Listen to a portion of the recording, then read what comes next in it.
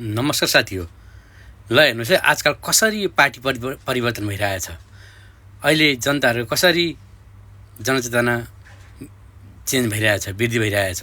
आफ्नो छोरीले आफ्नी आमालाई कसरी एमालेबाट स्वतन्त्रमा ल्याएका छिन् र झोलेहरूलाई कसरी छोडिरहेका छन् अहिले तपाईँहरूले पनि सुनिहाल्नुहोस् है। ल अहिले नै मम्मी, अब तपाईँ कुनै पार्टीको हो कि होइन?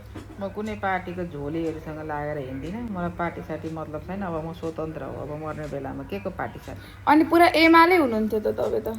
एमाले भनेर मम्मी पुरा भोट कसलाई एमालेलाई भन्दै जानुभएको थियो त र्यालीमा अस्ति। अब मैले पार्टी सबै परित्याग गरिसकेँ। किन मम्मी?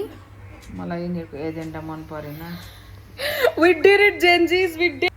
ल हेर्नुहोस् त कसरी कति खुसी भएका छिन् हाम्रो जेनजी, कति खुसी भएछन् होइन। अहिले एमालेलाई परित्याग गरेर नयाँ स्वतन्त्र पार्टी गरेर यतिको चेन्ज ल्याउनु भनेको इट्स भेरी, एकदम राम्रो। किनभने she was obsessed with UML.